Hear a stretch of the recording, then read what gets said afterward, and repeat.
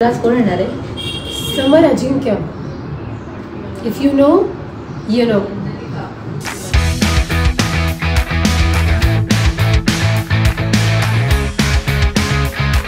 Hello म्हणता संपेल phone माझा.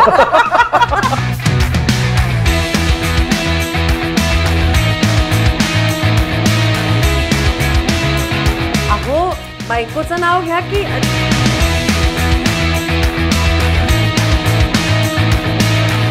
भेटायचं तिला असायचं, फोन तिचे यायचे मला.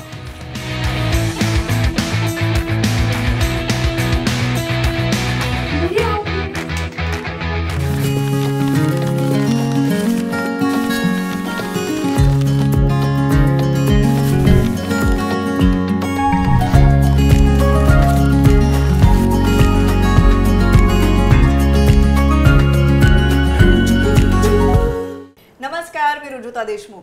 द अनुरूप शो मध्ये तुम्हा सगळ्यांचं पुन्हा एकदा मनापासून स्वागत. आपण इथे आलेल्या आपल्या पाहुण्यांना प्रेम, नातं, लग्न याविषयी प्रश्न विचारतो, आपण गप्पा मारतो. मला असं वाटतं लग्नाची 20-22 वर्ष झाल्यानंतर अनेक गोष्टी बदलतात. आपण बदलतो, आपले स्वभाव बदलतात, आपल्या आजूबाजूच्या अनेक गोष्टी बदलतात. बदलत नाही तो आपला सोबती. असेच माझे मित्रमैत्रिणी आज इथे आलेले आहेत. लोकेश गुप्ते आणि चैत्राली गुप्ते. तुम्हा दोघांचाही द अनुरूप शो मध्ये खूप खूप स्वागत. Thank you so much. आणि खूप फॉर्मल वाटलं ना. हो, पहिलाच प्रश्न. सुरुवात इकडनं कर, माझं ऐक तू. बरं ठीक आहे, ओके. जेव्हा तुम्ही प्रेमात पडलात त्या काळात मी डायरेक्ट तुम्हाला आत्ता घेऊन जाणार आहे. एक छोटासा गेम आहे, कॉल युअर बे म्हणून. बे म्हणजे आता तुमच्या लेखीमुळे तुम्हाला माहिती असेलच, BAE. काय म्हणजे? नाही, माझा काही संबंध नाही या सगळ्याशी. Okay, before anyone else. तर त्या काळातले जेव्हा आपल्याकडे फोन नव्हता, काही नव्हता, त्या काळात तुम्ही एकमेकांना भेटला तेव्हा तुमच्या हातात फोन असता तर तुम्ही एकमेकांशी कसे बोलला असतात, असा मला एक फोन कॉल हवाय तुमचा. फोन होते तेव्हा, एवढ्या पूर्वी नाही भेटलोय आम्ही. Okay fine. मग तेव्हा आम्ही भेटलो. करेक्ट, काळ आठवला. आम्ही भेटलो तेव्हा फोन होते, बेसिक फोन होते, बटनवाले. मग त्या काळातला एक छोटासा फोन, पण खूप महाग असल्यामुळे असे फोन नव्हते. एखादा काहीतरी तर तुम्हाला त्या काळात घेऊन जायचंय, त्या वयात जा आणि एक फोन कॉल आमच्यासाठी.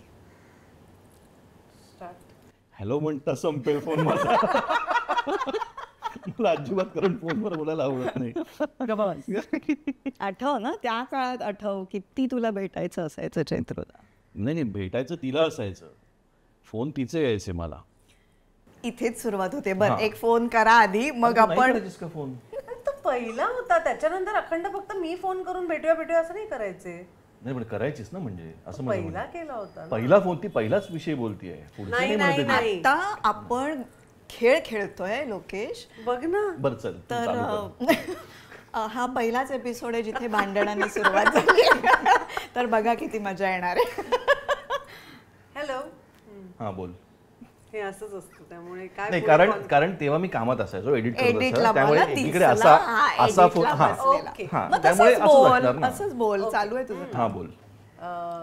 ऐक ना, मला ना शोरी हवी आहे. तर मी येऊ का स्टुडिओ मध्ये तुझ्या? मला ओके. आणि तुझ्याकडे VHS असेल ना? येताना घेऊन ये फक्त VHS. Okay, bye bye. हा आमचा पहिला फोन कॉल होता. माहितीये, मला हे आठवतं. करेक्ट. बरं, परवा असं मी ह्याला म्हटलं की I think so Rujuta is the first one जिला आपण फेस टू फेस सांगितलं की ही माझी होणारी बायको आणि हा माझा होणारा. मी रादर हो आपण एका इव्हेंटला, एका अवॉर्ड फंक्शनला भेटलो होतो आपण. आणि तू असं इंट्रोड्यूस मला पण आठवतोय जो आता तुम्ही केला तो त्याला आठवत नसेल. नाही, तो आठवतोय त्याला चांगलाच. पण घेऊन ये म्हणजे मला असं झालं की मला माहितीये हा मुलगा माझ्या प्रेमात आहे आणि त्यांनी मला सांगितलं नाही तू VHS घेऊन ये. म्हटलं ओके, हा माझा पहिला त्याच्याशी फोन कॉल होता. त्याच्यानंतरचे बघ तू म्हणजे काय झाले असतील. म्हणजे तुझं काय म्हणणं होतं, प्रेम वेगळं आणि काम वेगळं असं? नाही, मला मुळात माहीतच नव्हतं की कशासाठी येणार आहे. मी प्रेमात पडली म्हणून येते का हिला खरंच VHS हवी आहे, मी शौरीला हवी आहे. मला खरंच शोरी हवी होती. हा, मग सांगितलं की VHS घेऊन ये म्हणून. मग आणि प्रेम वेगवेगळं ना. मग प्रेमात आहे मी आणि मला शौरीला हवी असं म्हणाली असती तर मी म्हणालो असतो की ठीक आहे तू ये, माझ्याकडे खूप VHS पडले. पण असं कोण फोनवर सांगतं की मी प्रेमात आहे? बघ ना. ते समजूत तो प्रॉब्लेमच आहे ना, पण समजून घ्यायचं असतं वगैरे. हा. सो पहिल्याच गेमनी जे काही सुरुवात झालेली आहे एपिसोडची, नाही कळलेलं आहे की मी काय आहे पहिल्या सुरुवातीलाच. मग आता आम्हाला जरा तुमची लव्ह स्टोरी जाणून घ्यायची आहे. हा, तू सांग आता. नाही, मी ॲक्च्युली मी आधी प्रेमात पडलो आणि मी हिला खूप आधी बघितलं होतं. म्हणजे हा जो फोन कॉल झाला त्याच्या खूप आधी, आणि त्याच्या आधी आम्ही भेटलोही होतो एकदा. तिला आठवत नाही, ती डेनाय करते काय आता 22 वर्ष वगैरे इतके वर्ष. पण मी म्हणतो की नाही, ती आपली पहिली भेट होती. आणि हिचं असं म्हणणं की नाही, पहिली भेट आपली ही होती. म्हणजे त्यातही वाद आहेत. त्यातही वाद आहेत आणि ते चालूच आहेत तसे. नाही पण आता मी एक्सेप्ट केलं, मला नक्की आठवतं ठरलंय ना. हो, बघ. हो. हां, बरं, मग थँक्यू. तुझी पहिली भेट Yes. सांग. आम्ही एक पायलट शूट केला होता एकत्र, ऋणानुबंध नावाचा. काय नाव होतं बघ. सो त्या पायलटला आम्ही भेटलो होतो एकत्र. आणि तेव्हा मी कामही करत होतो आणि मी असिस्ट पण करत होतो विनय सरांकडे डिरेक्शनमध्ये. सो तेव्हा मी पहिल्यांदा भेटलो आणि हार्डली म्हणजे एक 5-1 मिनिटं वगैरे मी बोललो, हाय हॅलो तेवढंच. आणि मग हिचं लगेचच पॅकअप झालं होतं दुपारी त्या दिवशी. ती गेली. त्यानंतर मग मला असं वाटतं त्यानंतर डायरेक्ट तो जो फोन कॉल झाला. मधल्या काळामध्ये मग साधारण तिला लक्षात आलं की मग सॉरी, नंतर ती एडिटला माझ्याकडे आली सिरियल, सेम सिरियल. आणि तेव्हा ना ते ब्रेक बंपर्स म्हणून असायचे माहितीये, ब्रेकच्या आधी हे का. सो तेव्हा मी काहीतरी नवीन असंच उचापात्या म्हणून बसायचो एडिट करत. सो ते ना मी असे त्याचे पेंटिंग स्केच बनवायचो. म्हणजे ग्रॅब घ्यायचो एखाद्याचा क्लोज आणि त्याचा स्केच बनवून मग तो ब्रेक बंपर म्हणून वापरायचो. आणि माझं नशीब बघ, मी पहिलाच हिचा घेतला आणि मला सरांनी विचारलं काय हे काय.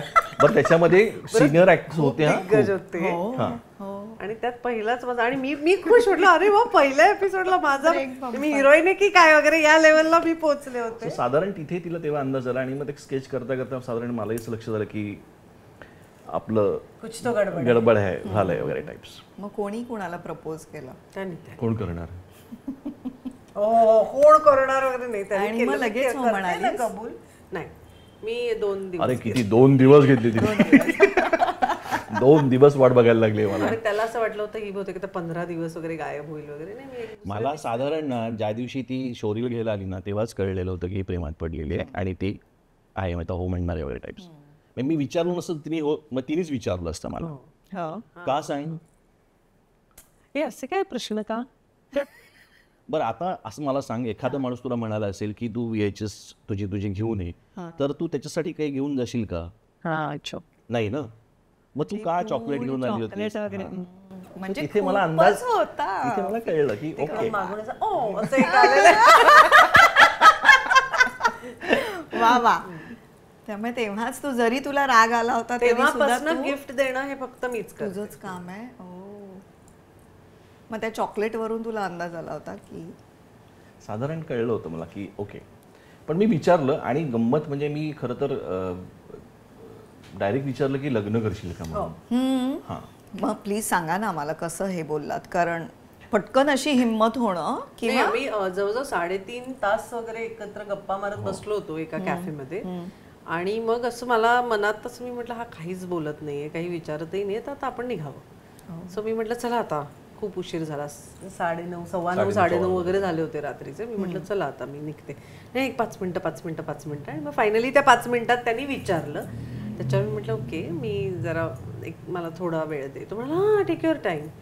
सो त्याला असं वाटलं आता ही बहुतेक गायबच होईल किंवा ही नाहीच म्हणेल किंवा ही 15 दिवस काही बोलणार नाही वगैरे. मी दुसऱ्या दिवशी गप्पा मारल्या आणि त्याच्यात 2 ते 3 दिवसांनी मी तिसऱ्या दिवशी सांगितलं म्हटलं ओके.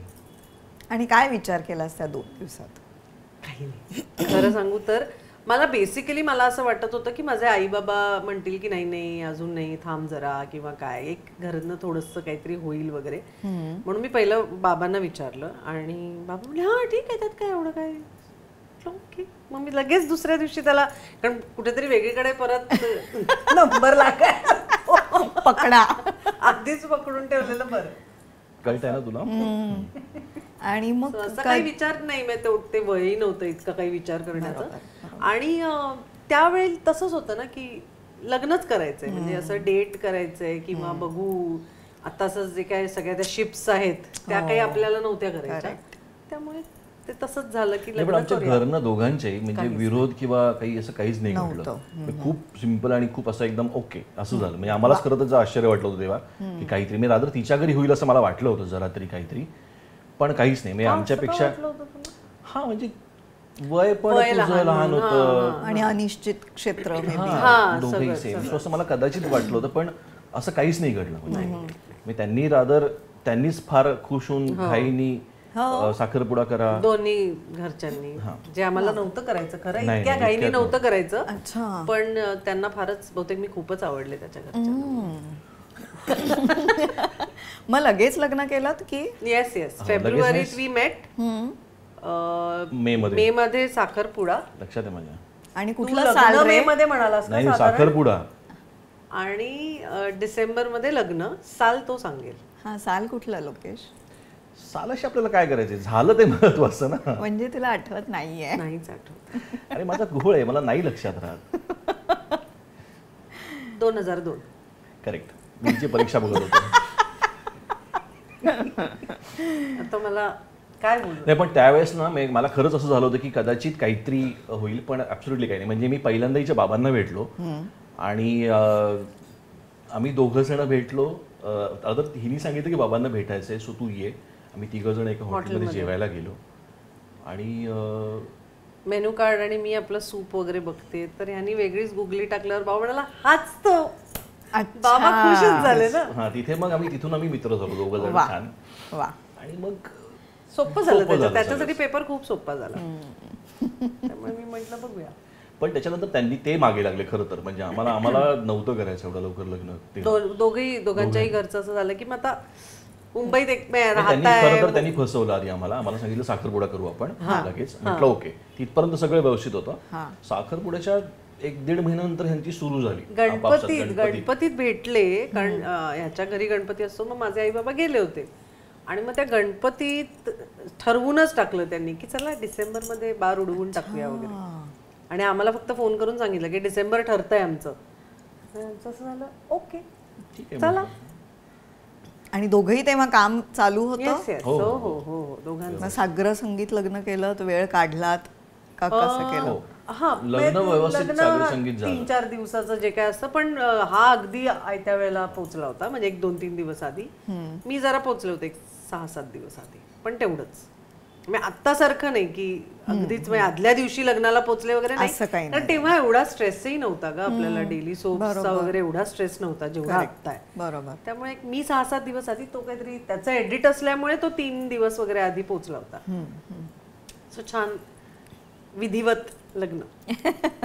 वा वा. आणि लग्नात काही नाराजी, कोणी रुसलंय किंवा नातेवाईकांपैकी किंवा असं काही घडलंय लग्नात? वा वा, सगळं सुखकर झालं. म्हणजे काय ते हीच रुसली होती. का रुसली होतीस लग्नात? का? अरे येईच ना तयार होऊन बाहेर वेळेत. मी आपला उभा तिथे हार घेऊन नुसताच. खरंच? मग नंतर असं मला कळलं की हार घेऊन नाही, रिसेप्शनला. काहीतरी उगाच बोलू नको. तो सकाळचा हार मी तसंच ठेवला होता. हार घेऊन नाही, अगं आता लग्न लागलं आता आणि पुण्यात तसं काही संध्याकाळी रिसेप्शन आहे वगैरे असं नाही. तेव्हाच लगेच लग्नानंतर उभं राहायचंय भेटायला. आणि तो आपला मला ये लवकर ये लवकर ये लवकर ये. शेवटी मी तशीच, म्हणजे फक्त साडी बदलली, तसंच ते आंबाडा बिंबाडा जे मला जाम असे मोकळे वगैरे केस. त्यामुळे मी लग्नाचे अल्बम बघतच नाही, कारण माझं असं म्हणणं इथे मला वेगळा लुक हवा होता आणि मी भलत्याच लुकमध्ये. त्यामुळे मला म्हणून तेवढं फक्त एक जरा चिडली होती. 5-10 मिनिट. तिला तयार होऊ दिलं नाही? नाही. काय यार लोकेश, लग्नात नाही तयार व्हायचं तर कधी तयार व्हायचं मुलींनी? पुढे होणार बघायचंच होतं रोज की चला आता उशीर होतोय, तयार व्हा पटकन. गप्प बस. तेवढं एकच, पण ते काय 5-10 मिनिटं. माझा राग फार नसतो त्यामुळे लगेच ते एक बरं आहे. पण मग तू काय चिडून बसली होतीस? आणि नाही, माझं असं म्हणणं होतं हा ठीक आहे, जे ज्यांच्यासाठी तू मला बोलवतेस ते थांबतील ना. आपलं लग्न आहे, आपलं स्पेशल डे आहे, तर मी आपला आणि अतुल शिते होता मेकअपला, सो तो आपला त्याचा वेळ घेऊन आणि मी आपली छान बसले आणि हा सारखा एका व्यक्तीला पाठवतोय की जा तिला घेऊन ये. मग मी त्याच्यावरही चिडले त्या व्यक्तीवर आणि त्याचं असं झालं माझा काही चूक नाही, त्यांनी मला निरोप पाठवला. त्याचं कबूतर झालं होतं का थोडं तिकडचा निरोप इकडे घेऊन यायचा. त्यामुळे ते त्याच्यावर एक वेगळा राग, मग तो राग कंटिन्यू. जरा पहिले 2-3 फोटो फारच असे पण आले होते साधारण वगैरे चिडलेले गाल फुगलेले. पण त्यांनी खूप मेहनत घेतली. त्यांनी खूप पळत काय मित्र की नातेवाईक? मित्र खूप पळत होता तो, इकडून तिकडे तिकडून इकडे. विचारा. पण ठीक आहे, नंतर 5 मिनिटात I was okay. आणि तसं पाहायला गेलं तर तुमचं म्हणजे लहानपण तुझं काय पुण्यात आहे, तुझं मुंबईत आहे, तेव्हा पुणे मुंबई हा एक वेगळा वाद असायचा. लग्न झाल्यानंतर अर्थात बऱ्याचशा सवयी पण वेगवेगळ्या असायच्या. तर असं काही वेगळ्या शहरांमध्ये एस्पेशली पुणे मुंबई ह्याच्यावरनं काही सुरुवातीला खट्टाखट्टी उडली किंवा असं काही झालं? नाही खरं. पुणे मुंबईवरनं तर डेफिनेटली नाही उडली. कारण ज्या काळामध्ये काम चालू केलं ना मी, तेव्हा पुण्यात तेवढ्या प्रमाणात काम नव्हतं. त्यामुळे तू कंपल्सरी मुंबईत शिफ्ट होणं गरजेचं होतं. त्यामुळे बऱ्यापैकी मुंबईत शिफ्ट झालेलो होतो. 6-7 वर्ष झाली हो, सो इथल्या सगळ्या त्या रुटीनची सवय झालेली होती. त्यामुळे तसं काही हे नव्हतं की पुणे मुंबई वाद नाही झाला कधीच. पण पण काय तू मध्येच मला काहीतरी हे केलंस, आवाज दाबलास माझा मध्येच. काही नाही, ती पॅरलली बोलत होती. तुझी लिंक केली, माझी बाजू घेते एवढं लक्षात ठेव आता. बरं बोल आता मग तू. नाही मला पॅरलली जे बोलत होतीस तर बोल. तर पुणे मुंबईवरनं काही काहीच नाही, कधीच नाही. आणि मी आजही नाही कधीच. आणि सुरुवातीपासून तुम्ही वेगळेच राहिलात ना, म्हणजे दोघंच आई वडिलांबरोबर किंवा असं काहीच नाही, म्हणजे अख्खा संसार थाटलात तुम्ही. मग सुरुवातीचा काळ कसा गेला सांगा मला. कारण वेगवेगळे स्वभाव अर्थातच असतात आणि त्यातून तुम्ही बरोबर आई वडीलही नाहीत, तर एकमेकांना कळायला खूप वर्ष जातात. तर काय सुरुवातीच्या काळात? नाही, सुरुवातीला म्हणजे असं अवघड, कारण मी पण एकटी राहत होते, तो पण एकटा राहत होता, त्यामुळे असं काही खूप अवघड गेलं नाही. पण हा बेसिक गोष्टी ज्या असतात की तेव्हा स्वयंपाकाला बाई नव्हती, मग माझ्या हातच्या पोळ्या म्हणजे आजही फारच कमाल. हरकत नाही, पण तो करत असेल ना. हा नाही, पण त्याला पोळ्या येत नाहीत ना, त्यामुळे पोळ्यांची जबाबदारी माझ्यावर असायची. आणि माझ्या पोळ्या म्हणजे गरम गरम खाल्ल्या तर, गारबीर तर चान्सच नाही. त्यामुळे मला तो एक की ह्याला गरम वाढायचंय, सो ते तेव्हा कधी काही नव्हतं आणि ही जबाबदारी पटकन पडली अंगावर. पण ठीक आहे, मग त्याची साथ चांगली होती कायम. तो खायचा बिचारा माझ्या हातच्या पोळ्या त्या. काय नाही बोल, मी ऐकतोय. आणि बेसिकली ना तो वयाने थोडासा माझ्यापेक्षा मोठा असल्यामुळे त्याच्याकडे ते जास्त एक समंजस जरा होता. तो त्यांनी मला खूप समजून घेतलं, कारण मी अगदीच 20व्या वर्षी लग्न झाल्यामुळे थोडा अल्लड स्वभाव आणि ते सगळं होतं. पण ते त्यांनी खूप छान मला समजून घेतलं किंवा मला स्वयंपाक शिकवला, जे मला काहीच यायचं नाही ते त्यांनी शिकवलं. सो एकत्र मोठे झालो आम्ही, असं म्हणायला हरकत नाही. तू सांग तुझा अनुभव काय होता? नाही, मी काय होतं ना, मी एक तर जसं तू म्हणालीस ना की कोणी नसल्यामुळे जे काही आहे ते आपले डिसिजन्स आपल्याला घ्यायचे, मध्ये चुकीचे असले तरी किंवा ते बरोबर असले तरी. सो त्यातनं त्या डिसिजन्समधनं शिकत जाणं जे होतं ना, हे कदाचित आमचे डिसिजन्स काही चुकले सुद्धा त्यावेळेला. असं पण नाही की सगळं जे होतं ते बरोबर चुकले सुद्धा, पण त्यातनं जे शिकत गेलो ना, तो आम्ही एकत्रच ग्रो होत गेलो त्या सगळ्यामध्ये. सो नातं सुद्धा, कारण लग्नानंतर फरक पडतो, एक नवीन नातं, एक नवीन संसार सुरू होतो आपला, एक नवीन माणूस आयुष्यात आलेला असतो, तो 24 तास तुमच्या बरोबर असतो. सो त्या ज्या गोष्टी असतात ना, त्या आम्ही एकत्र शिकत होतो त्याच्यामध्ये आणि एकत्र ग्रो होत होतो. म्हणजे स्वयंपाक येणं किंवा मला येतोय तिला येत नाहीये हा मुद्दा नव्हता. हा, म्हणजे मी जे केलं ते एकत्र, आपलं घर म्हणून, आपला संसार म्हणून जे गोष्टी केल्या त्या आम्ही तशा एकत्र केल्या. सो ते खूप इंटरेस्टिंग होतं. म्हणजे समजून घेणं जे असतं ना एकमेकांना वेगवेगळ्या पद्धतीने सुद्धा. म्हणजे जसं आता म्हणजे हे कधीच आमच्याकडे हे झालं नाही की मशीन आज तू लावायचं आणि मग मी आज स्वयंपाक करणार, हे कधीच नाही. ज्याला जसा वेळ मिळेल त्यांनी त्याचं ते काम करायचं आपलं म्हणून.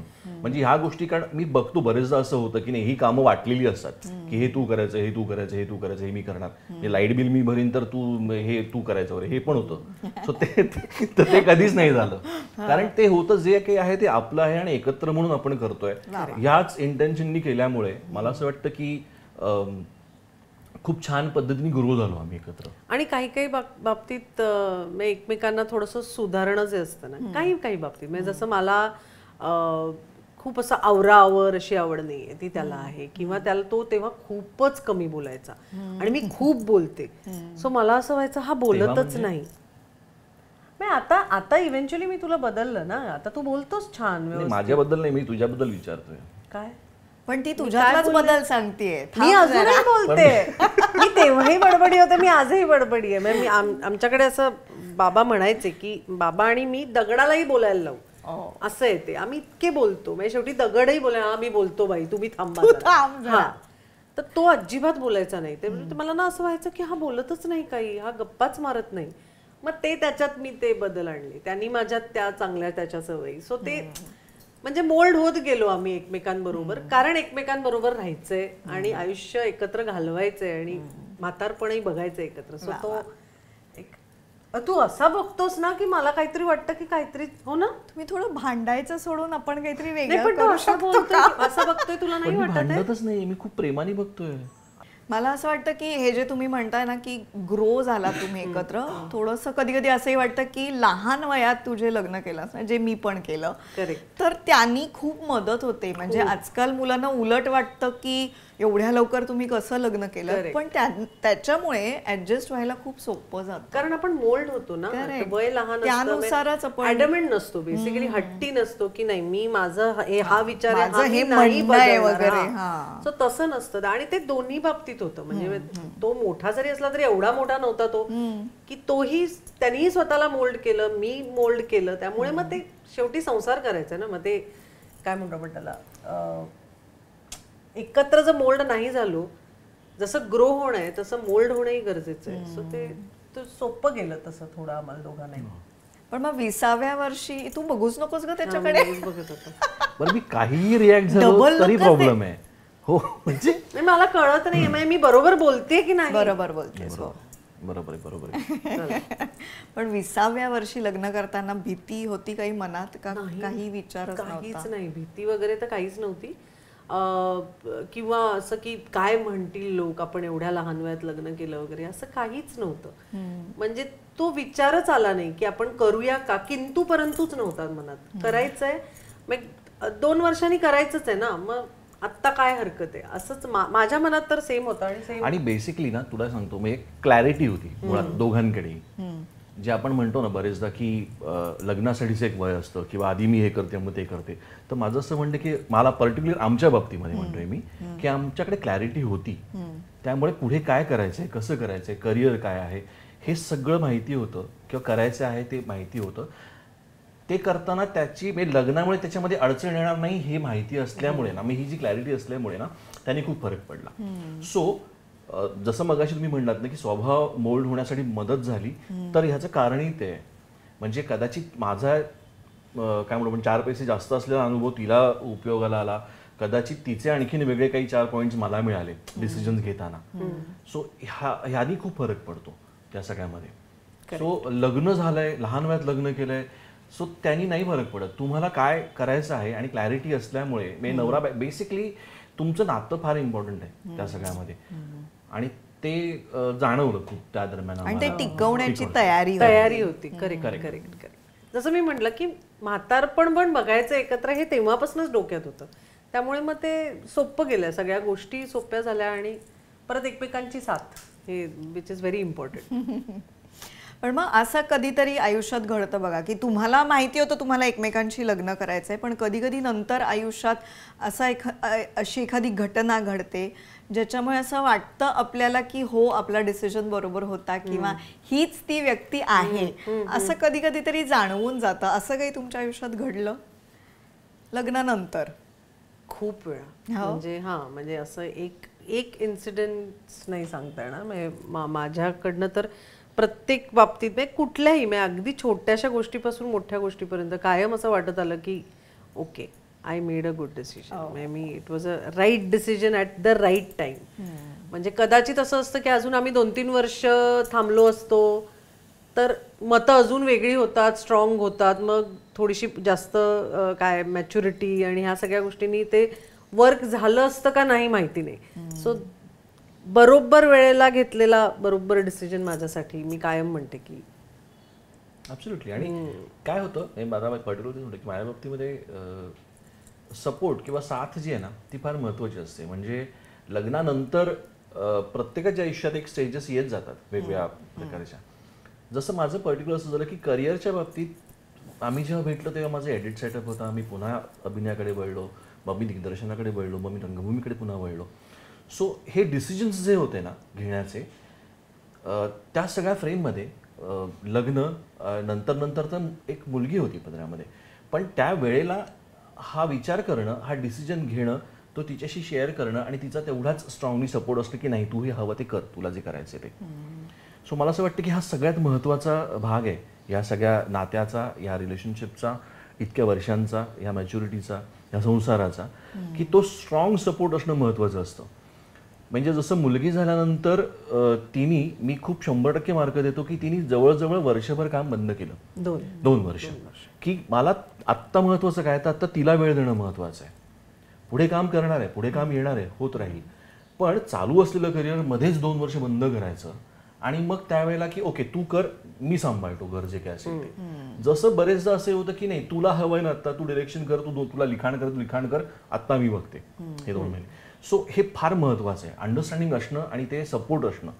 सो ह्या गोष्टी खूप होत गेल्या आणि मला असं वाटतं की कदाचित आम्ही एकटे राहिल्यामुळे सुरुवातीपासून त्याच्यात फरक पडला असेल. कारण सांगायला कोणी नव्हतं, सजेस्ट करायला काय 4 गोष्टी कोणी नसल्यामुळे जे काही निर्णय घ्यायचे ते आपल्याला घ्यायचे. आणि मग ते बरोबर का चूक, ते चूक असतील तर तरी ते आपलेच आहेत, ते बरोबर असतील तरी आपलेच. सो त्यांनी कदाचित तो फरक पडला असेल असं मला वाटतंय.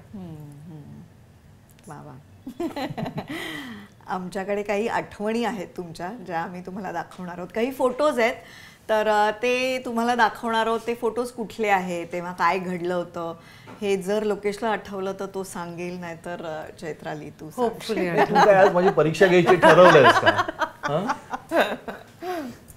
तर आठवणींची सफर आहे ही.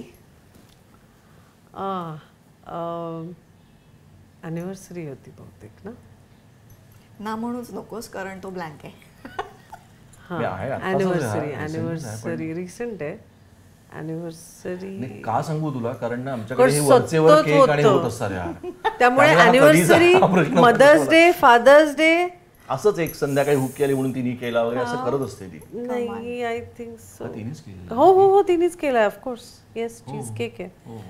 काहीतरी स्पेशल काहीतरी सेलिब्रेशन. किती गोड. कारण हे करेक्ट आहे, सततच काहीतरी चालू असतं त्यामुळे आणि ती सतत ते करत असते केक, त्यामुळे मला नाही आठवत आहे आणि तुला असंही आठवणार नाही. गप्प बस. नाही पुढचे काय आणखी केकचे फोटो असतील तर सेफ माहित नाही. केक मला माहित नाही अजिबात केक नसलेला फोटो आता त्यालाच सांगू देत. ओ हा एक सांगायचा पुण्याच्या प्रीमियरचा फोटो आहे आणि किस्सा सांगतो तुला, तो महत्वाचा आहे. स्टेजवरती सगळे आर्टिस्ट, टेक्निशियन सगळे होते. मी के मेनन पासून शुभवीपर्यंत सगळ्यांची नावं घेतली आणि मी हिचं नाव घ्यायला विसरलो होतो.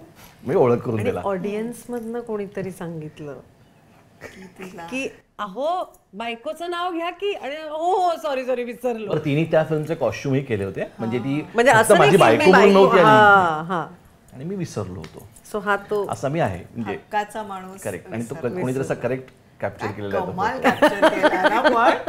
मी हसतेच खूप आहे त्याच्यासाठी. घरी जाऊन माहित नाही, घरी जाऊन काय झालं.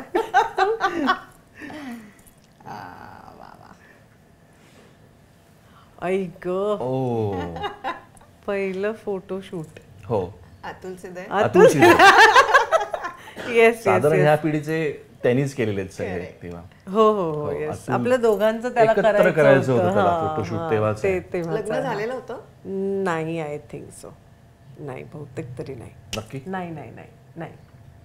लग्न नव्हतं झालं कारण तुमचं बेधुंदचं अतुलच करायचा ना हे मेकअप. सो तेव्हा आपलं ठरलं आणि मग त्यांनी सांगितलं होतं तुला काही आठवते का पाऊस? नाही, वेदुंदाचा अतुल करायचा नाही, पण हो त्या दरम्यान पण त्या दरम्यान का अतुलकडेच सगळ्यांनी फोटोशूट केलं, मग ते आपलं जमलं हे त्याला माहिती होतं. लग्न झालं होतं का नव्हतं? आय डोंट थिंक म्हणजे सो. नाही तुला काही बघत नाही नव्हतं झालं. हरकत नाही, फोटो नसेल झालं, मी काही शब्दाबाहेर नाही. नाही नव्हतं झालं आय एम शुअर. गोड. ओ मला माहिती सांग. लग्नाची बेडी नाटकातला. येस या नाटकाच्या वेळेला लग्न झालेलंच होतं ना. हो शुभवी मोठी होती. 2013 ची गोष्ट. असेल, मला माहित नाही, आठवत नाही. 2013 ची गोष्ट. आता हे सांग कुठला फोटो? छानच जुना दिसतोय मला, तुमच्या गालांवरनं कळतंय की. आय थिंक सो हा गुहागरला काढला होता. करेक्ट. मी तिला असं सांगणार होते तेवढ्यात तू बोल. बरोबर ना? गुहागरला काढलेला फोटो आहे. येस. नाही, हे मला सगळं लक्षात आहे. मला साल विचारू नकोस कुठल्या साली गेला होता गुहागरला. एक छोटी मुलगी आणि गुहागर. येस. खूपच गोड आहे. शुभवीची पहिली ट्रिप ना, तिला लांब पहिल्यांदा पहिल्यांदा समुद्र बघितला वगैरे होती तेव्हा तिला घेऊन गेलो होतो. बाबा पाणी असं म्हणाली होती ती समुद्र बघून. आता शुभवीचं नावच निघालंय तर तुमच्यासाठी तुम्हाला ह्या व्हिडिओबद्दल काहीच आयडिया नाही आहे आणि असं पहिल्यांदा झालं की मी कुठली काही गोष्ट तुमच्यापासून लपवली आहे, बिकॉज मी कुठलीही गोष्ट तुमच्यापासून कधीच लपवत नाही. But I hope this video makes you smile आणि मला तुमची ओजी रिॲक्शन बघायची होती. खूप जण असं म्हणतात की parents can never be your best friends, but माझ्या केसमध्ये हे कम्प्लिटली अपोजिट आहे, because my parents are my best friends. आणि आय थिंक तो म्हणजे ती are the only people I would want to keep with me forever. म्हणजे कितीही उशीर झाला तरी मी घरी पळत येते, का तर मला आई बाबा आणि गृह हे 3 व्यक्ती माझ्या आयुष्यातले सगळ्यात इम्पॉर्टंट आहेत आणि ते मला भेटतील. आई, you are the heart of the home, you know that. तुझ्याशिवाय काहीच पॉसिबल नाही आहे. मी खूप चिडते तुझ्यावर, मी कधी कधी खूप उद्धटासारखं बोलते, जे मी नंतर सॉरी म्हणते रिअलाइज झाल्यावर. But I love you so much. तू मला खूप ओरडतेस, तू मला खूप हसवतेस, माझ्यावर खूप प्रेम करतेस आणि असंच करत राहा. बिकॉज आता तू मला ओरडली नाहीस ना तर मला एकदम असं हे होतं की ह्या आई ओरडली नाही म्हणजे काहीतरी गडबड आहे. So that is my sign to know that you are not okay. नावा, thank you so much for being there always, no matter what. म्हणजे तू खूप कमी बोलत असशील, like in comparison to me आणि आई तू खूप कमी बोलतोस, प्रसाद फिट बोलतोस, मस्ती करतोस. पण ते म्हणतात ना 2 बायकांमध्ये one has to be same, so that's you. तुला शांत राहावंच लागतं, नाही तर तू you will really go in same. जे आय थिंक तुम्ही थोडासा झालाच आहे because of us, but that is पण या thank you for everything you do. Thank you. तू खूप सॅक्रिफाईस करतोस आमच्यासाठी. थँक्यू. म्हणजे मी एवढं थँक्यू म्हणेन इट इज कमीच आहे ते. आणि मी तू जे करतोयस मी त्याचं हाफ जरी तुला देऊ शकले तरी I would be really grateful. आई बाबा, I love you both so much and you know that. म्हणजे आज जे मी आहे ते मी तुमच्यामुळेच आहे. म्हणजे लोक आज मला माझ्या नावाने ओळखतात, पण त्याच्या आधी सगळ्यात पहिला प्रश्न असतो की लोकेश आणि चैत्रालीची मुलगी आहे. आणि I feel so good, I feel extremely proud about that की मला ॲज अन ॲक्टर म्हणून ओळखतातच, बट ॲज तुमची मुलगी म्हणून ओळखतात. So that is the most proudest thing for me. I love you both very much. Thank you for everything you do. आणि तुम्ही जे माझ्यासाठी करताय त्याचं मी ऑफकोर्स तुमच्यासाठी मल्टिप्लाय करून द्यायचाच प्रयत्न करणार आहे. I love you. Love you too. किती गोड. माहितीच नव्हतं. बापरे. क्यूट. वा. छान आठवण घडली. कटाला ना. बापरे, मुलांकडनं असं कौतुक. मुलं मोठी झाली. हो खूपच. आणि तिच्या बाबतीत ना म्हणजे मी काय म्हणू की खूपच तिला मी 100% मार्क देतो या सगळ्यासाठी. बिकॉज जो काळ होता ना एक, जिथे खरं तर गरज असते आई वडिलांची, तेव्हा ती पुण्यात होती आजीकडे राहायला 6 वर्ष. 6 वर्ष ऑलमोस्ट. सो आणि ज्या दिवशी तिने सांगितलं की आता मला मुंबईत यायचं, तेव्हा मी असं तिला म्हणालो की नाही, आता तिला वाटतंय ना की तिला यायचं आहे आपल्याकडे, सो आता आपण रिस्पेक्ट केला पाहिजे तिच्या म्हणण्याचा, आणि मग तिला मी मुंबईत शिफ्ट केलं. पण मला असं वाटतं की त्या 6 वर्षामध्ये खूप छान पद्धतीची तिच्याकडे एक मॅच्युरिटी पण आली, व्यवस्थित एक चांगले संस्कार पण घडले आजी आजोबांकडे असल्यामुळे. आणि आमच्या मनात जी भीती होती थोडीशी की बिकॉज आपले कामाचे तास, असं नाही की 9 to 5 जॉब आहे आणि 6 वाजता आपण घरी येतो, संध्याकाळी घेऊन आलो तिला पाळणाघरात वगैरे. सो शूटिंगचे तास आपल्याला माहिती असल्यामुळे आम्हाला ते खूप क्रिमिनल वाटत होतं बरेचदा की बाहेर ठेवणं किंवा इतका वेळ तिला बाहेर ठेवणं. सो ती तयार झाली, तिथे राहायला सुद्धा. सो ते पण खूप क्रेडिट होतं आम्हाला. आणि आमचं पण काम त्याच्यामुळे खरं तर खूप सोपं झालं त्या सगळ्याच्यामुळे. करेक्ट. सो पण तिला त्याची जाणीव आहे, ते सगळ्यात महत्वाचं आहे. म्हणजे कशासाठी म्हणून आम्ही तिला ठेवलं होतं याची जाणीव तिला आहे, तिला ते माहिती आहे. सो असं झालं नाही कधी की किंवा ते आजही असं काही भांडणं झाली आमची बेसिक, तर नाहीतर जनरली मुलं हे करतात ना, तेव्हा तुम्ही मला असं केलं होतं, कधीच नाही. बाकी मी तू या वेळेला मला हे ओरडली होतीस हे खूप येतं, पण तो जो एक पर्टिक्युलर काळ होता तर ती कधी नाही. कारण तिला माहिती आहे की आई बाबा का होते मुंबईत, आणि तिला आम्ही टीव्हीवर दिसायचो, त्यामुळे तिला माहिती असायचं हा हे शूटिंग करतात, हे टाइमपास करत नाहीयेत मुंबईत मला सोडून इथे. सो तेवढं ती अगेन मी म्हणतो तसं ना की हा ज्या लग्नाच्या सगळ्या ह्याच्यातला जो एक 22 वर्षातला जो भाग आहे तो सुद्धा खूप महत्वाचा आहे. आणि तो रादर आता बघ ना, हे सुद्धा डिसिजन जो होता तो आमचा होता. ती राहिली नसती राहिली पुण्यात तर कंपल्सरी काहीतरी वेगळा डिसिजन घेऊन आम्हाला ठरवावं लागलं असतं, पण ती राहिली. आणि तेव्हा मला आठवत आहे की त्यावेळेला सुद्धा तिचं शूट नसेल तर ती उठून पुण्याला जायची, माझं शूट नसेल तर मी पुण्याला जायचो. सो हे करणं आम्हाला गरजेचं होतं. मग त्या काळामध्ये कदाचित असं व्हायला लागलं होतं की आम्ही एकमेकांना कमी वेळ देत होतो इथे असून सुद्धा, पण तिच्यासाठी आम्ही वेळ काढत होतो. मी सुट्टी असेल तर जायचो. म्हणजे आम्ही एकमेकांना इतका कमी वेळ देत होतो तेव्हा काही लोकांना असंही वाटायला लागलं होतं की अरे बापरे, हे आता काही डिवोर्स वगैरे घेतात का, काही इतके सेपरेट राहायला लागले. आपल्याकडे लगेच बोलतात. हो, आणि मित्र, हा लोक सोडून दे, मित्र. हा, सो काहीतरी गडबड आहे बहुतेक इतकं सुरू झालं होतं. मग पण त्यांना नंतर कळलं की नाही ह्याच्यासाठी आहे. सो मला असं वाटतं की ते आम्ही पण त्यावेळेला शिकत गेलो या सगळ्या ह्याच्यातनं. But she is very understanding, खूपच मॅच्युअर्ड आहे ती. आणि जिथे व्हायला पाहिजे तिथे ती लहान होते, जिथे व्हायला पाहिजे तिथे खूप मोठी होते. सो नाईस, मला बरं. पण मग पेरेंटिंगच्या बाबतीत काही म्हणजे असा तुमचा काय डिसिजन होता? आता 6 वर्षानंतर ती आल्यानंतर आपण काही संस्कारांविषयी आपले काही विचार असतात, तर त्यामध्ये तुमचं काय असं एक जोडप्यामध्ये असं कधी कधी असतं की हे बाबा तू बघ किंवा हे बाबा तू बघ, का दोघांनी मिळून काही गोष्टी केल्या? अगेन काय होतं, ती आली तेव्हा ती मोठी होती आणि आमच्यासाठी पुन्हा तो पहिला दिवस होता. घरात आपलं मूल आहे, त्याच्याबरोबर आपण राहतोय, म्हणजे सगळंच त्याच्या शाळेपासून तिचं सकाळी उठण्यापासून डब्यापासून बस आणि आणणं, परत एक वेगळंच आयुष्य सुरू झालं होतं. इतके दिवस ते नव्हतं का, तर ते पुण्यात होतं, माहिती होत्या या सगळ्या गोष्टी, पण त्या आता आम्ही अनुभवत होतो ती आल्यापासून मुंबईत. सो अगेन आमच्यासाठी ती परीक्षाच होती. म्हणजे तिला 4 गोष्टी सांगणं, तिच्या 4 गोष्टी करणं आणि त्या सायमल्टेनियसली आम्ही पण शिकणं, हेच आम्ही करत गेलो त्याच्यामध्ये. करेक्ट. आणि परत तू म्हणतेस तसं आत्ता तिने जसं व्हिडिओत म्हटलं की काही लोकांना वाटतं की पेरेंट्स आपले फ्रेंड्स होऊ शकत नाहीत, बेस्ट फ्रेंड्स होऊ शकत नाहीत. तर आम्ही दोघांनी पहिल्यापासून तेच ठरवलं होतं की आपण एक तिच्याशी मैत्रीचं नातं ठेवलं ना तर मग सगळं छान आहे. नाहीतर कुठेतरी ऑफकोर्स असं नाही होत की आम्ही ओरडतच नाही किंवा आम्ही काही ती जे म्हणेल ते आम्ही तिच्यासाठी करतो, नाही. बॅड कॉप गुड कॉप तर आपल्याला खेळावंच लागतं, कारण दॅट इज वॉट मला असं वाटतं की ते सगळ्यात महत्त्वाचं आहे पेरेंटिंगमध्ये. तर ते आम्ही कायम होतो आणि ते ठरवून आम्ही की आता तू हे मी हे करतो आम्ही. आणि जे आता तिलाही माहिती आहे की आपण एखादी गोष्ट केली तर आपल्याला लगेच हो म्हटलं जाणार नाही आहे, आपल्याला फाईट करावं लागणार आहे त्याच्यासाठी, किंवा आपल्याला ते मागून ते कसं मिळवता येईल याच्यासाठीचे तिचेही प्रयत्न असतात, जे तिलाही माहिती आहे. पण तरीही कुठेही खूप अतिशिस्त किंवा खूप फोर्स, सूट असं पण नाहीये.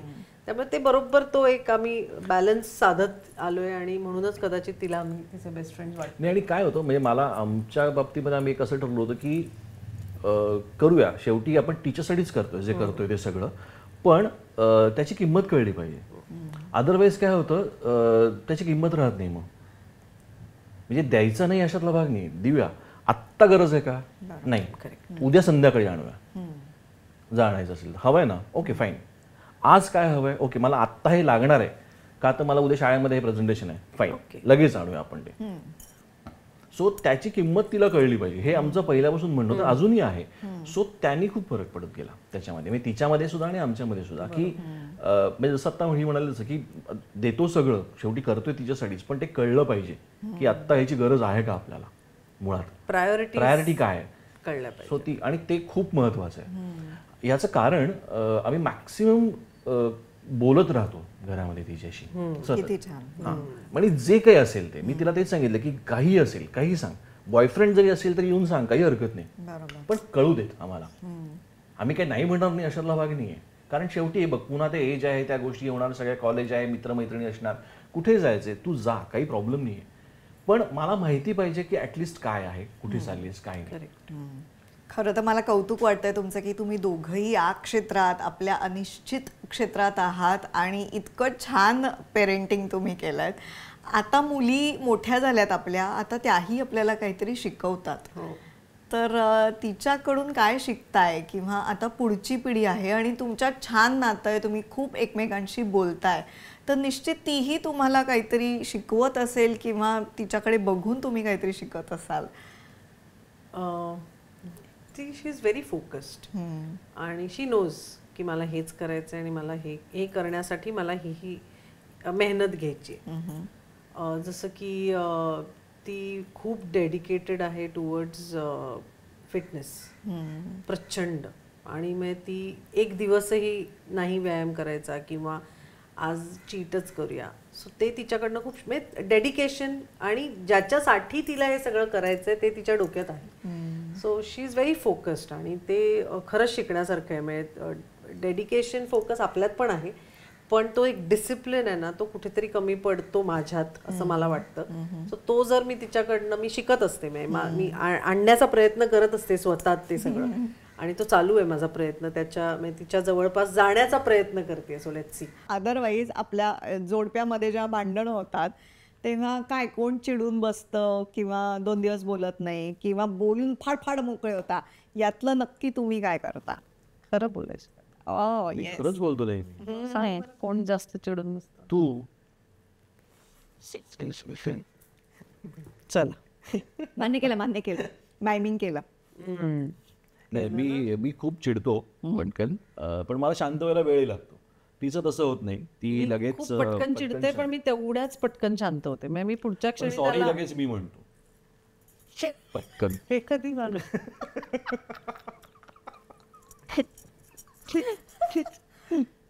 जाऊ देत असं नाही, जाऊ देत कसं, मला माहिती आहे.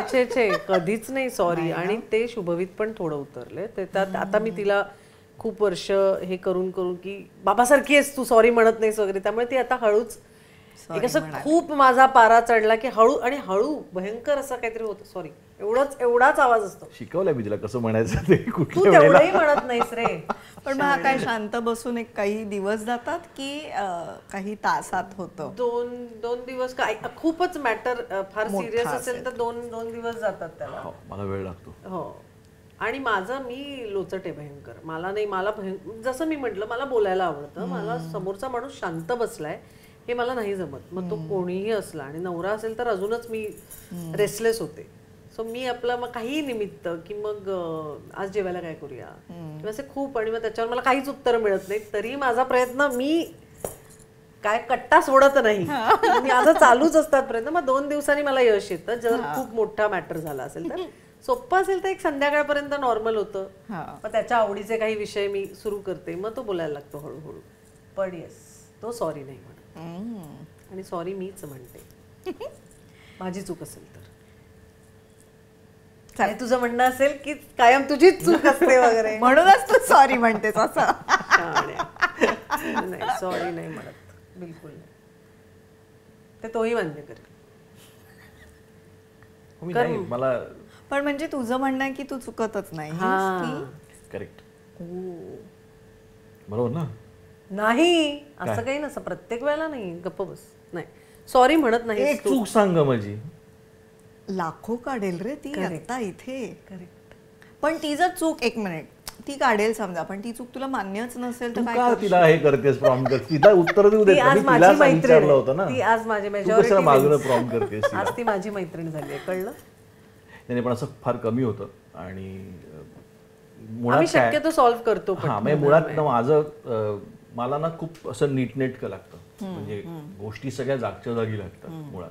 त्याच्यावरनं हमखास आमच्याकडे राडे असतात. म्हणजे काय, आणि आम्ही दोघी कम्प्लीट. मी त्या बाबतीत कपाट उघडलं तर साधारण अंगावर पडेल सगळं, की असं यांचं वॉर्डरोब आहे. आणि त्याच्या उलट माझा असतो. म्हणजे completely. मला हे आहे, म्हणजे मला, कारण आय डोंट नो, म्हणजे ती लहानपणापासून सवय आहे आणि मला सुचतं. अदरवाईज मी ब्लॉक होऊन जातो, म्हणजे अशा सगळ्या ह्याच्यात मला सुचत नाही काही. मी असा रेस्टलेस होतो कम्प्लीट. सो मग माझं मग एक स्पीड लागतो आणि मग मी आवरायला घेतो सगळं. स्पीड तो त्या आवाजांवरनं कळतं हा, तुला साधारण की, तेव्हा लक्षात येतं यांच्या की काहीतरी झालेलं आहे. Oh shit.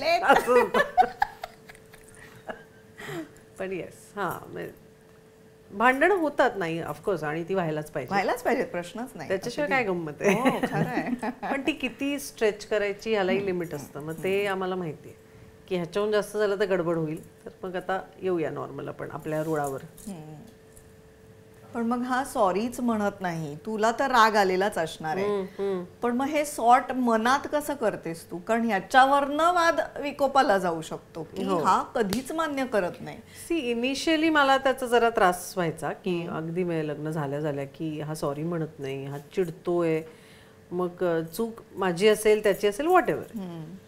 पण जसं मी म्हटलं ना की ह्यातनंच त्याला बोलतं करणं की काय झालंय. आणि तो मुळात सुरुवातीला तर तो अगदीच की काय माझी चूकच काय हेच मला कळायचं नाही. तो बोलायचंच नाही, म्हणजे तो शांत किंवा तो एक की लेट्स नॉट टॉक या. आणि मला कळायचं नाही मी काय चुकले. मग मी दिवसभर एक तर ते आठवत बसायचं की काल माझ्या हातनं काय चुकलं होतं. मग मला काही कळायचं नाही. मग दुसऱ्या दिवशी रात्री की काय चुकलंय का, मग मला कळायचं काय माझी चूक झाली.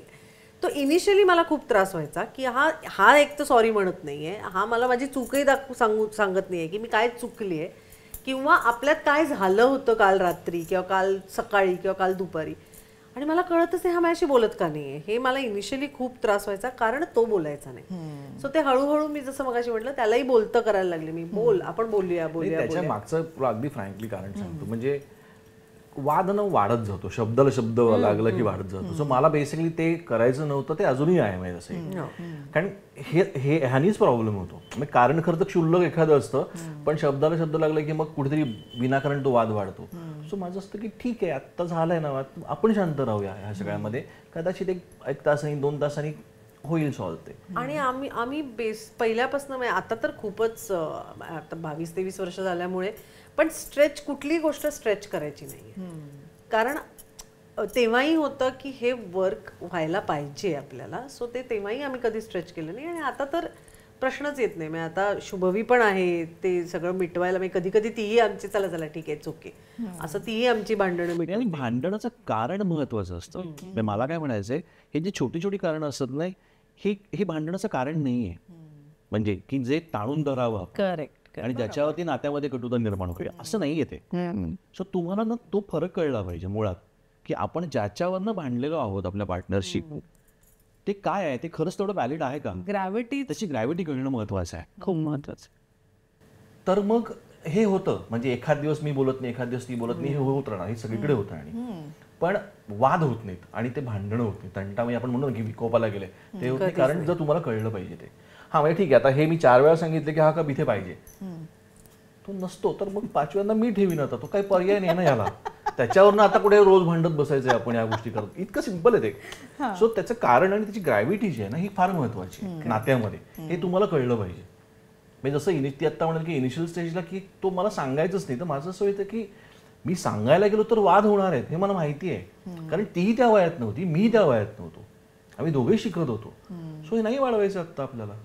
शांत राहूया, सांगू दुसऱ्या दिवशी की ओके हे चुकलं होतं तुझं. कारण तोपर्यंत तीही शांत झालेली असेल, कदाचित मी शांत झालेलो असेल. आम्हाला कळेल की नाही एक क्षुल्लक होतं हे जे काही होतं ते. इतकं सिंपल आहे ते. म्हणूनच इथवर येऊ शकलाय ना, है ना? खरे आणि हल्ली तेच झालंय, हल्ली ते कपॅसिटीच कमी आहे, म्हणजे पेशन्स कमी आहेत खूप आता. अरेला कारे आणि मग ह्या गोष्टी खूप व्हायला लागल्यात, त्यामुळे मग त्यांचे डिसिजन्स फार पटकन होतात, वेगळं होण्याचे म्हणा किंवा एकत्रही येण्याचे, दोन्ही डिसिजन.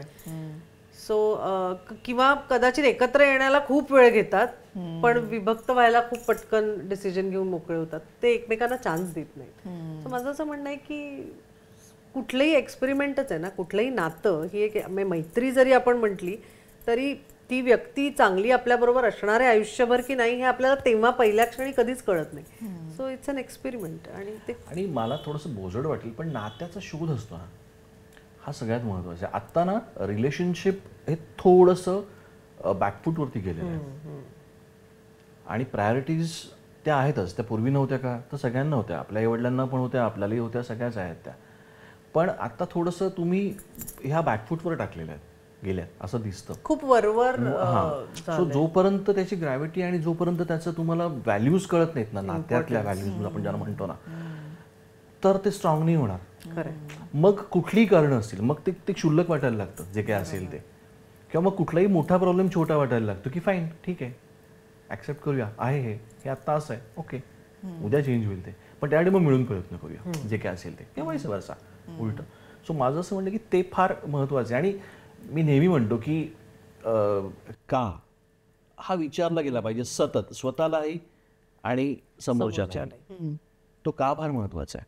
मी आता हे का करतोय, मी आता का भांडतोय, की आता मी का खुश आहे या रिलेशनशिपमध्ये. सो तो ते फार महत्त्वाचं आहे. कारण तो जेव्हा शोध सुरू होतो ना तुमचा, तर मग भांडणाची कारणं किंवा वाद आणि मग ते अशी, मग त्याची मजा पण आपण घ्यायला लागतो त्या भांडणाची, त्या वादाची, नो तसं आहे ते. वा वा, हे किती छान बोलला हा. फारच गोड. छान. आता एक मूड चेंज करूया, एक गेम खेळूया. ओके. येस. तर माझ्याकडे काही प्रश्न आहेत आणि उत्तरं मला त्याच्यावर लिहायची आहेत आणि आम्हाला दाखवायचे. ओके. खरी शाळेत टीचर पार्टी खूप दिवसांनी. भांडणात कळ लावे नारद मुनी कोण आहे? दोघांपैकी. दोघांपैकी. हो. कोणाच्या भांडणात? तुमच्या दोघांच्या भांडणात दोघांपैकी नारद मुनी कोण आहे? अच्छा, लिहितोय परत. एक बघू नको. वा वा वा, सेम उत्तर. छान. स्वतःच ठेवलेली एखादी वस्तू कोणाला नंतर सापडत नाही. रचिता, मुद्दाम करतेस तू याचे प्रश्न. उगाच खोडलं मी ते. आता मी नाही खोडणार आहे. प्रश्न ऐकून खोडणार. हा खूप वेळ लिहितोय. चैत्र आली असं. आता का खोडलं असं? अरे हो. पण ह्याचं उत्तर मला असं वाटतं वेगळं आहे. मग ठीक. कोणाला पटकन राग येतो?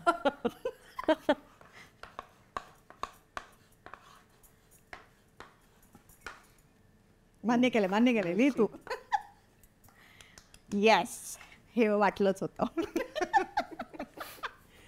हे साधारण आधीच कळलं होतं लोकांना. पण जास्त खर्चिक कोण आहे?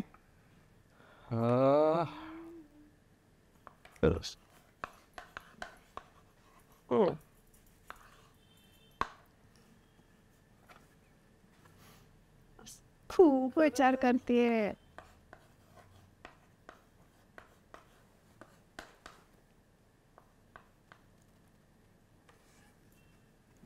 ओ, क्या बात है. वा वा वा वा. कमाल. मग थांबवतो कोण कोणाला? पण नाही, म्हणजे मला ऍक्च्युली हे खूप असं लिहायचं होतं. मी दोघेही आहोत आणि दोघेही नाही. अच्छा. असं कोणी एक नाही आहे की मीच खूप खर्च करते आणि हा खूपच कमी खर्चिक आहे वगैरे असं नाही. पण दोघेही खर्चिक म्हणजे मला टेन्शन आलं. आता थांबवताय कोण? नाही मी स्वतः आम्ही थांबवतो दोघेही थांबवतो एकमेकांना की बास आता थांबूया आपण. बाबतीत दोघेही आहे. दोघेही खर्च करतो आणि दोघं छान. आता तुम्हाला आवडता पदार्थ सांगायचा आहे, म्हणजे लोकेशनी सांगायचं आहे की चैत्रालीला काय आवडतं आणि चैत्रालीने सांगायचं आहे की लोकेशला काय आवडतं पदार्थ, आणि ते रिचेक करून बरोबर नाही बरोबर हे सांगायचं आहे. आणि कॉपी बघू नका. व्हेज की नॉन व्हेज हा एक ऑप्शन दे ना, नाही तर मग नाही एनी बरं चल नॉन व्हेज, म्हणजे त्याला ठीक आहे. याला काय आवडतं ते मी हा करेक्ट. आणि तू चैतूला काय आवडतं वेगळं?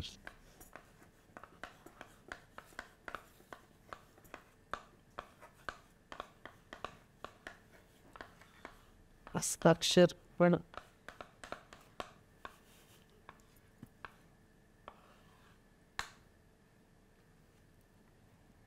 दोघांनी एकच पदार्थ आवडतो, चिंबोरीचं का आणि लोकेशच्या ते नाही लावत लोकेशच्या त्यांना स्वतःच्याच हातचा आवडता. वा वा कमाल. ओके, घरातलं पेपरवाला, दूधवाला, लाईट बिल ही सगळी कामं कोण जास्ती चांगलं करतं? वा वा वा. त्याचा काही संबंध नाही याची. मी पेपर वाचतो फक्त. मिडनाईट क्रेविंग्स कोणाला होतात? रात्री खावंसं वाटतं मध्येच.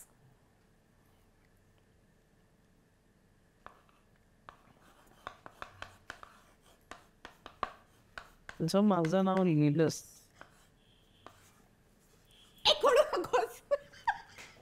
किती कमी तर ते नाही आता हाऊस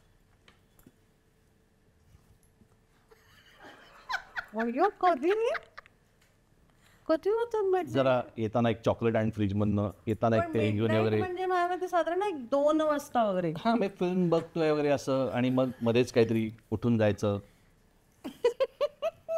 माझं नाव लिहिलंस तर म्हणलं त्यांनी असं ती केलेलं असं केलं. नाही नाही मी नाही, मजा येणार नाही. आपण ठरलं, एकदा ठरलं की ठरलं. इव्हेंटसाठी किंवा फिरायला जाताना कोण तयार व्हायला जास्त वेळ लावतं?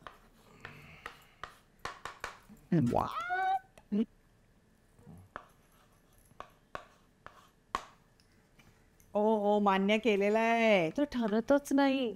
अरे बायकांना वेळ लागतो. म्हणजे मला वेळ लागत नाही मुळात तयार व्हायला.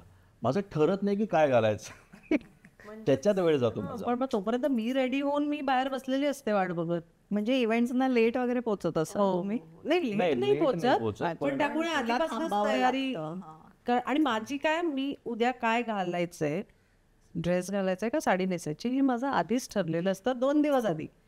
आणि ह्याचं 2 मिनिट आधी पण ठरत नाही हा पण प्रॉब्लेम. म्हणजे त्या बाबतीत व्यवस्थितपणा उलटा दिसतोय मला. कारण ते कपडे इतके व्यवस्थित बहुतेक लावलेले असतात ना की त्याला कळत नाही की नक्की यातला काय चांगला शर्ट आहे. आणि मग तू काय असं आणि माझं काय विचारतेस? होतं की कुठे कुठली साडी आहे मला काहीच माहिती, त्यामुळे जी अंगावर पडेल ती. आज कुठली पडली अंगा? अरे आहे पुन्हा आज आज कळवा मला रात्री. रात्री कोणाचा फोन येतो दोघांपैकी किंवा शुभवेळा. काय केलं असतो? ट्रिप्स कोण प्लॅन करतं?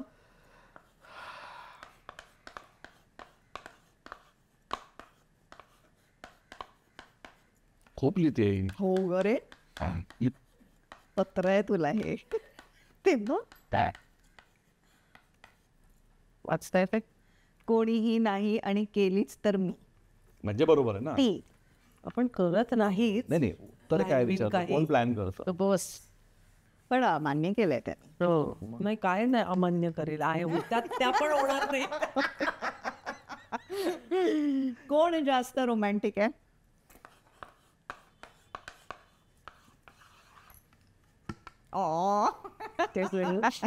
गोलाकार वगैरे काढलाय. जशी बदामात वगैरे क्रिंज. वा वा वा वा खूप छान. मजा आली मजा आली खूप मस्त. वा छान मज्जा आली तुमच्या गेमने. आता मला आपल्या क्षेत्राविषयी थोडंसं बोलायचं आहे की दोघंही एकाच क्षेत्रात आहात. आपलं क्षेत्र अनिश्चित आहे. फायनान्शियली आपल्याकडे कधी काम असतं कधी अजिबात नसतं.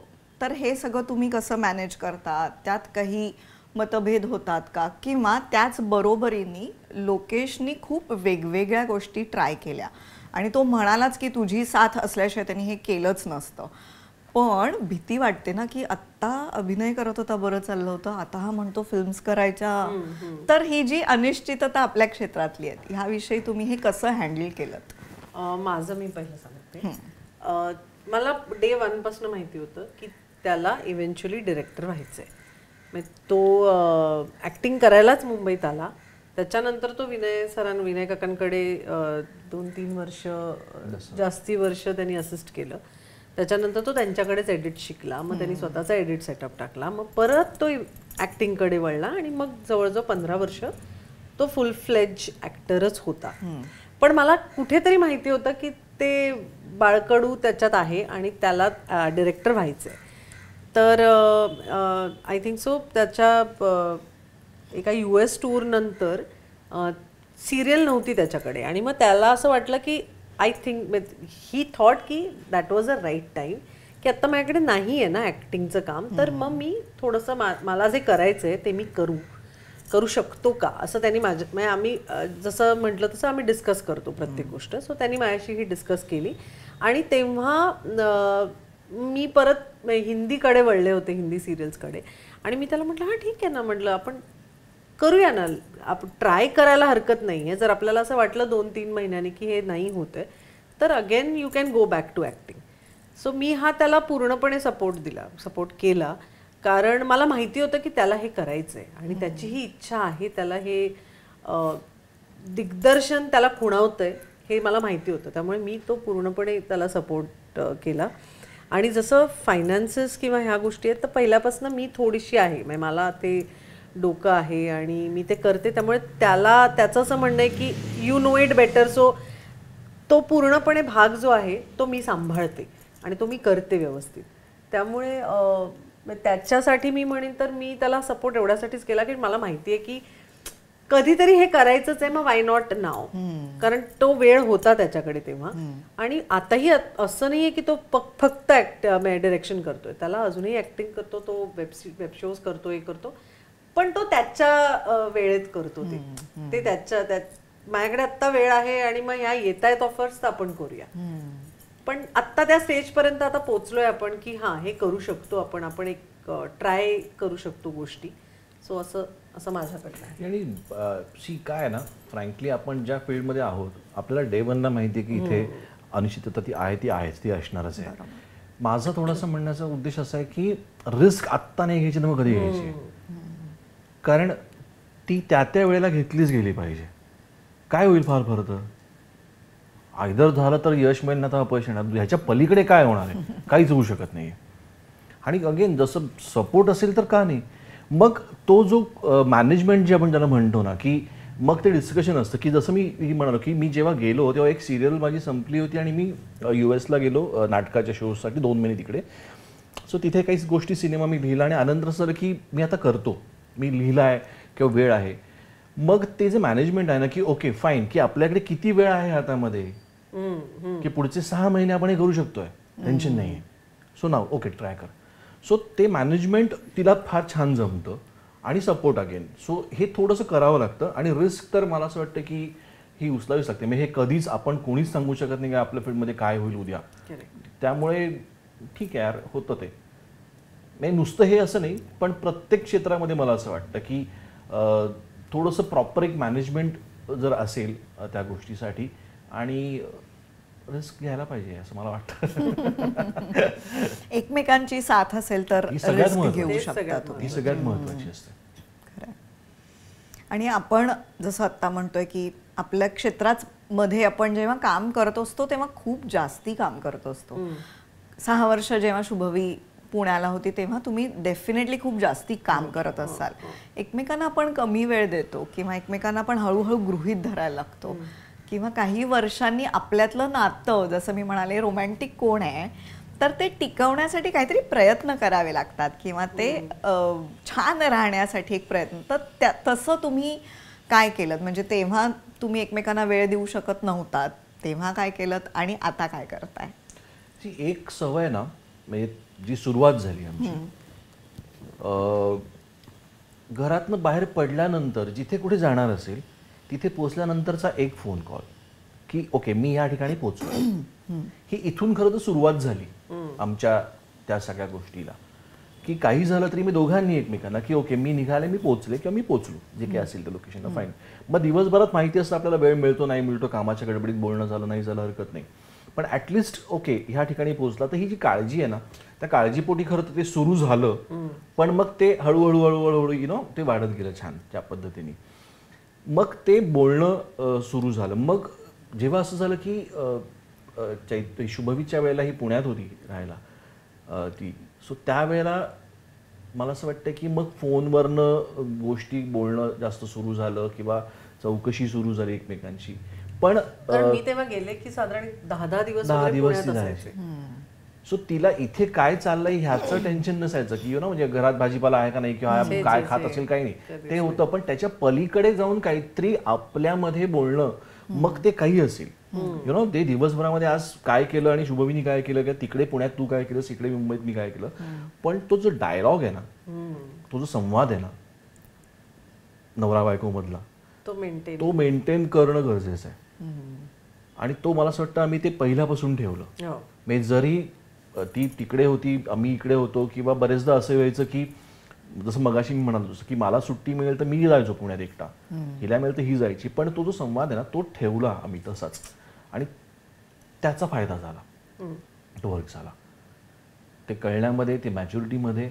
मग ते काय म्हणलं की ते लांब बसणं किंवा ते टिकवण्यासाठी काही एक्स्ट्रा एफर्ट्स घ्यावे नाही लागले की आता मला वेळ देता येत नाहीये, मग आज आपण एक बुकेच घेऊन जाऊया आणि वगैरे, हे असलं कधी अशी करायची वेळच नाही आली. कारण आणि तो गिल्टही नाही राहिला मनामध्ये की मला वेळ देता येत नाही, कारण दोघांनाही माहिती होतं की आपण काय करतो, आपण कशासाठी देतो आणि का वेळ देता येत नाहीये.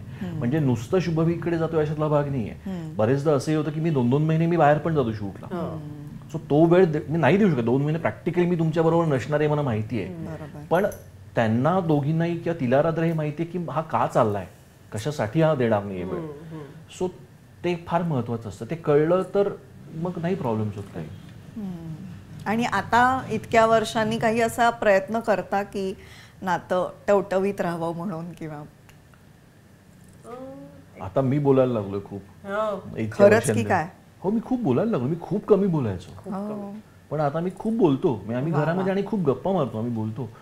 सी माझं नातं टवटवीत काय म्हणू म्हणतात की ते ट्रान्सपरंट हवं मुळात, त्याच्यातनं लपवाछपवी नको काही, आणि बोलणं ते फार महत्वाचं आहे. सतत बोलत राहायला पाहिजे असं माझं म्हणणं आहे, तर ते आपोआप राहतं टवटवीत. त्याच्यासाठी म्हणून मी म्हटलं काही एक्स्ट्रा एफर्ट्स घ्यायची काही गरज नाही लागत की तुम्ही बोलत राहा, गप्पा मारत राहा, मग हसा एकत्र. म्हणजे ते जे आहे ना की मला माझा वेळ हवा आहे नाही, उलट माझं म्हणणं असं आहे की राधा आमच्या दोघांची की जो माझा वेळ आहे तो माझा नाही, तो आमचा वेळ म्हणून आम्ही एकमेकांना देतो.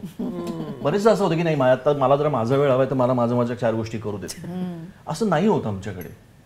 पण म्हणजे जी नवीन पिढी स्पेस म्हणते तसं ते काय तुमच्यात कसं आहे? नाही, तेच म्हणतं की तो, कारण स्पेस घेणं म्हणजे काय तेच माहित नव्हतं ना, कारण जे काय आहे ते एकमेकांना वेळ देणं तेच महत्वाचं होतं. सो जो वेळ मिळतोय तो रादर नातं फुलवण्यासाठी, रिलेशनशिप तुमचं आणखीन स्ट्रॉंग करण्यासाठीच दिला गेला, जो वेळ दिला गेला तो, आणि अजूनही तोच दिला जातो त्याच्यामध्ये.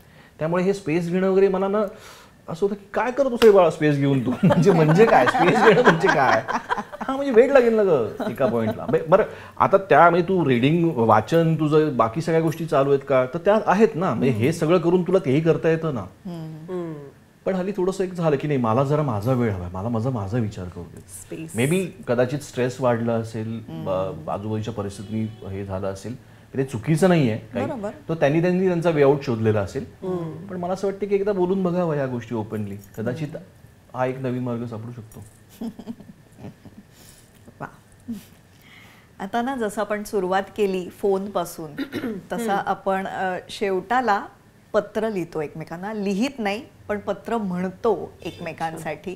कारण आमचं असं म्हणणं आहे की आता आपण व्हॉट्सॲप थ्रू साधासा बदाम, आय लव्ह यू वगैरे इतकं छोटंसं, आणि आता पुढची पिढी तर त्याचे काय म्हणतात ॲब्रिव्हिएशन्स वापरून चालू आहे, जे आपल्याला काहीच कळत नाही.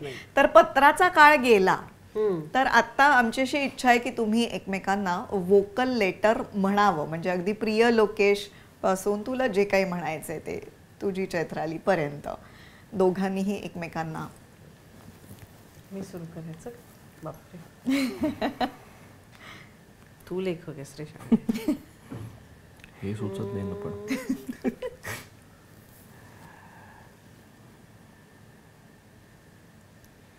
ओके.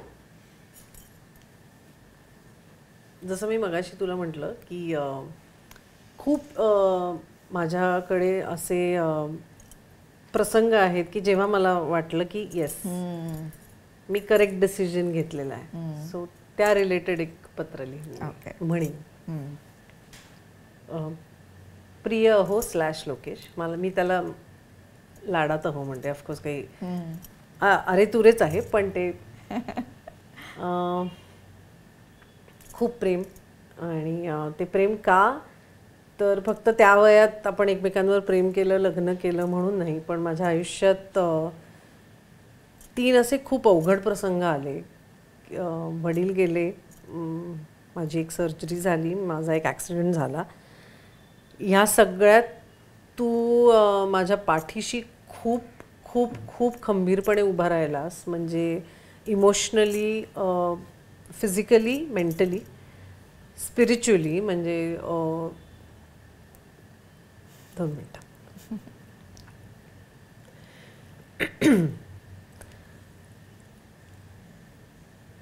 ते जर कदाचित तू नसतास तर त्या ज्या फेजेस होत्या माझ्या आयुष्यातल्या किंवा ते जे प्रसंग होते ते मी तितक्या नीट काय म्हणतात पार पाडू शकले. हां. किंवा ते मी त्याला सामोरी जी मी गेले ती मी तितक्या शांतपणे आणि धीटाने किंवा तशी मी गेले नसते. मी खूप कदाचित डिप्रेशनमध्ये गेले असते, जो एक काळ मी गेले पण होते. किंवा मी आय वॉज ऑन द वर्ज ऑफ इट. पण तू मला त्यातनं करेक्ट बाहेर काढलंस, कारण तू मला खूप मोलाची साथ दिलीस या सगळ्यात.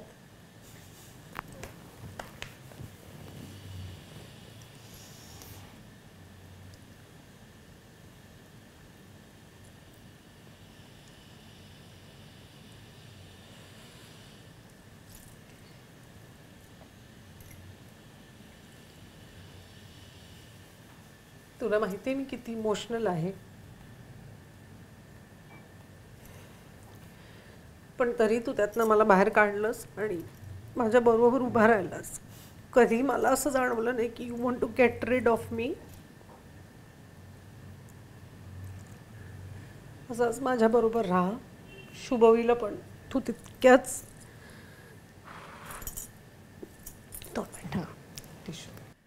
ओके. सो थोडे शांत झाले मी. तर तुझी अशीच साथ मला कायम मिळो. आणि जसं मी मगाशी पण म्हटलं की एकत्र म्हातारपण पण बघायचं आहे, आणि तुझी सेम साथ शुभवीलाही मिळत आली आणि तशीच मिळो. So I love you. तुझी चैत्रू. बापरे. नाव युअर टर्न. यस. प्रिय चैत्रू, आपण भेटलो तो दिवस आणि आजचा दिवस माझ्या आयुष्याचा अविभाज्य भाग तू कधी झालीस हेच मला कळलं नाही. तुझी साथ मला कायम लाभलेली आहे आणि इथून पुढे राहणार हे मला माहिती आहे. एकच सांगणं आहे की खूप जास्त विचार करतेस, इमोशनल आहेस. एवढं इमोशनल होऊन नाही चालत. एवढा इमोशनल होऊन विचार करणं बरोबर नाही. स्वतःच्या तब्येतीची काळजी घेत जा आणि बाकी मैं हूं ना. जस्ट रिलॅक्स आणि एन्जॉय कर जे लाईफ चाललं आहे ते. बाकी टेन्शन घेण्याची जबाबदारी माझ्यावरती आहे. मी काम करत राहीन, माझी ती सवय आहे. सो तू जे मी नेहमी तुला सांगत असतो ते आज पुन्हा एकदा पत्रात सांगतोय की एवढा इमोशनल होऊन प्रत्येक गोष्टीचा विचार करत जाऊ नकोस. त्याने त्रास तुलाच होणार आहे. समोरच्याचं त्यांनी काहीच नुकसान होणार नाही आहे. झालं तर नुकसान तुझंच होणार आहे. सो ज्या गोष्टी झाल्यात त्या मागे सोडून दे आणि छान आयुष्य आहे ते पुढे जगत राहूया. तुझा लोकेश. वा वा, खूपच गोड. असेच कायम एकमेकांना साथ देत राहा आणि छान खूप प्रेम करा एकमेकांवर. Thank you thank you thank you.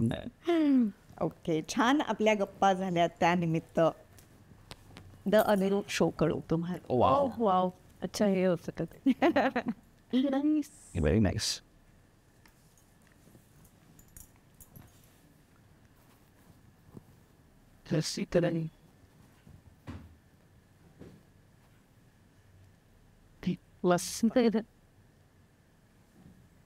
वाव, आवडला. नाईस. छान आहे. फ्रेम.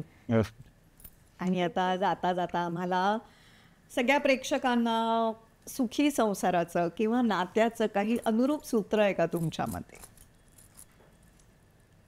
सांग. संवाद खूप महत्त्वाचा आहे आणि तो जर नसेल तर नातं तुटायला असं नाही म्हणणार मी, पण त्या नात्यात कडवटपणा यायला वेळ नाही लागत.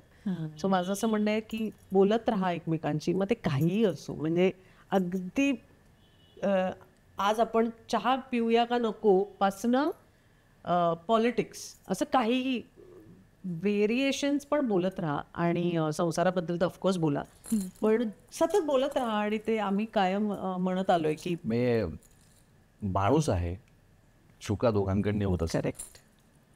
तर त्या चुकांचं आपण काय म्हणूया की अवडंबर माजवू नका, बोलत राहा, बोलून विषय संपवा आणि नातं खुलवा. कारण बोलण्यानेच ते खुलत जाणार आहे. बाकी तुमचं काय म्हणतो म्हणाल की मी जसं म्हटलं की मग इगो किंवा तुमचं प्रोफेशन, तुमचं वय हे तुमच्या नात्यात कधीच येऊन घेऊ नका. ते झालं तर नातं फार छान आहे. या सगळ्या गोष्टी नाही आल्या तर फार छान आहे. वा, आज मस्त गप्पा झाल्या आपल्या आणि आय होप तुम्हालाही मजा आली असेल एकमेकांविषयी बोलायला. वेळात वेळ काढून आला त्यासाठी तुम्हा दोघांचे द अनुरूप शो कडून मनापासून आभार. Thank you very much. Thank you. Thank you. आणि आपल्या प्रेक्षकांसाठी जसे हे म्हणाले तसे आपणही एकमेकांशी संवाद साधत राहूया. तुम्ही द अनुरूप शो नक्की बघत राहा. धन्यवाद. द अनुरूप शो मला असं वाटतं खूप छान उपक्रम आहे आणि खूप छान त्याला मी उपक्रमच म्हणतो. कारण 22 वर्षांच्या आठवणी पुन्हा एकदा ताज्या झाल्या आणि त्या नसतात का तर त्या असतात. पण काही काही कप्पे असे असतात ते जे या शोच्या निमित्ताने उघडले गेले. आणि अगेन मी असं म्हणतो की पुन्हा आजही आम्हाला नव्याने एकमेकांना कळलो. त्यामुळे हा शो नक्की बघत राहा. आणि तुमचा अनुरूप जोडीदार जो कोणी असेल त्याच्या शोधात असाल तर तो शोधही तसाच चालू ठेवा. आणि जर तो असेल तर त्याच्यावर तेवढंच जास्त मनापासून प्रेम करत राहा.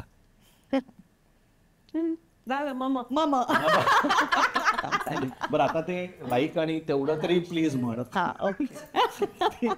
कर. सो द अनुरूप शोचे असे खूप एपिसोड्स तुम्हाला बघायला मिळणार आहेत. तुम्हाला खूप मजा येणार आहे, खूप शिकायला मिळणार आहे. तर या शोला लाईक, शेअर आणि सबस्क्राईब करायला विसरू नका.